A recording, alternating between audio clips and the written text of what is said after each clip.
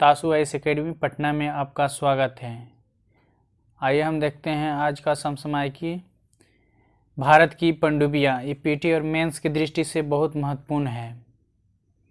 India's submarine, आइए जानते हैं ये चर्चा में क्यों है। चौथी स्कॉर्पियन श्रेणी के पारंपरिक पनडुब्बी आईएनएस वेला को 25 नवंबर 2021 को तत्कालीन नौसेना अध्यक्ष एडमिरल करमबीर सिंह की उपस्थिति में नौसेना में शामिल किया गया। इसको भारत की पनडुब्बी की क्षमता क्या है देखते हैं। वर्तमान में भारत में 15 पारंपरिक डीजल इलेक्ट्रॉनिक पनडुब्बियां हैं, जिसमें एसएसके के रूप में वर्गीकृत किया गया है तथा एक परमाणु बैलिस्टिक पनडुब्बी है जिसे एसएसबीएन के रूप में वर्गीकृत किया गया है। एसएसके श्रेणी क्या है? इसमें 4 शिशुमार क्लास के हैं, जिनमें 1980 के दशक में जर्मनी से खरीदा गया था। 8 किलो क्लास या सिंधु घोष क्लास के है, जिसमें 1984 और 2000 के बीच रूस से खरीदा गया था। 3 भारत के मझगांव में डाक लिमिटेड में फ्रांस की नेवल ग्रुप, जिसे पहले डीसीएनएस कहा जाता था, के साथ साझेदारी में निर्मित कलवरी क्लास स्कॉर्पियन पनडुब्बियां हैं। एसएसबीएन आईएनएस अरिहंत एक परमाणु संचालित बैलिस्टिक मिसाइल पनडुब्बी है, जिसे स्वदेश में बनाया गया है।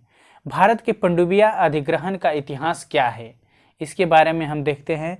भारत को अपनी पनडुब्बियां फॉक्सट्रॉट क्लास की आईएनएस कलवरी दिसंबर 1967 में यूएसएआर से मिला था। 1981 में भारत ने पश्चिम जर्मनी से 2 टाइप 209 शिशुमार क्लास के जो था पनडुब्बियों को खरीदने के लिए एक अनुबंधन पर हस्ताक्षर किए थे, जबकि 2 अन्य मझगांव डाक में असेंबल किया गया है।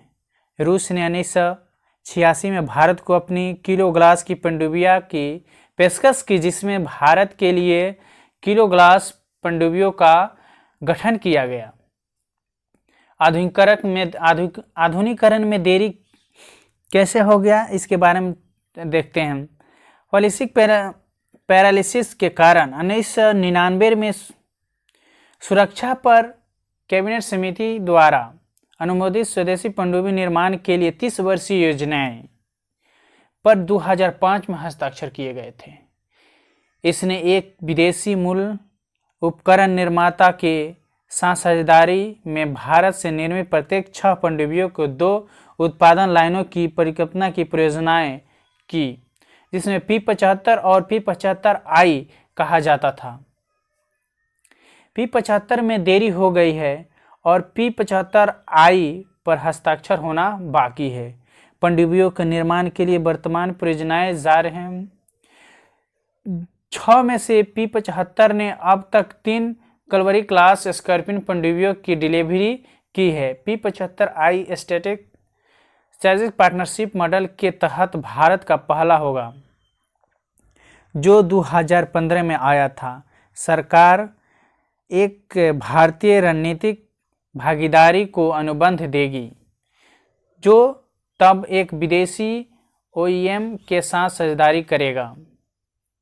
2 चयनित एसपी एमडीएल और लार्सन एंड ट्रूवो है। 5 चयनित ओईएम फ्रांस ने नेवल ग्रुप, जर्मनी के सिथेन ग्रुप मरीन सिस्टम के रूप में आरओई, दक्षिणी कोरिया के देव सिमलिंग में एक मरीन इंजीनियरिंग और स्पेन के नोवाटिका में है। चीन की क्षमता और भारत की चिंता, इस पे हम देखते हैं। भारत को अपनी समुद्री सुरक्षा के लिए और पनडुब्बियों की जरूरत है। चीनी आने वाली वर्षों में हिंद महासागर में बहुत अधिक जहाजों पनडुब्बियों को तैनात करने जा रहा है। चीन पाकिस्तान को 8 पनडुब्बियां और 4 विध्वंस दे रहा है, जिसका इस्तेमाल चीन प्रॉक्सी के तौर पर कर रहा है।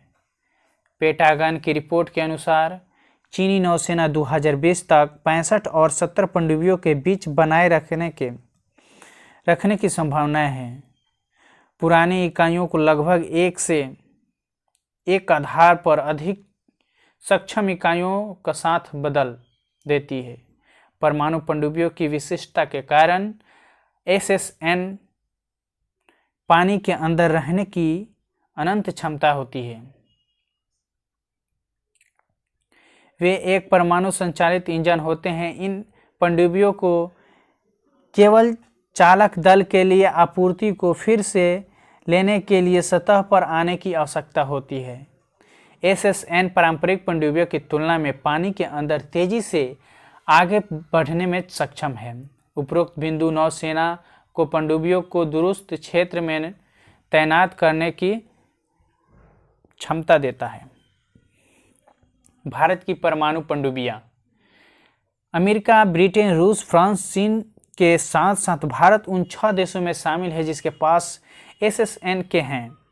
भारत ने अपने स्वयं SSBNI,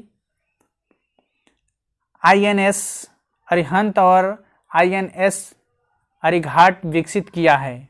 अन्य पनडुब्बियों के विपरीत SSBN रणनीतिक कार्यक्रम के और सामरिक बल कमान के अंतर्गत आते हैं, जो भारत के परमाणु हथियारों के लिए जिम्मेवार त्रिसेवा कमान है।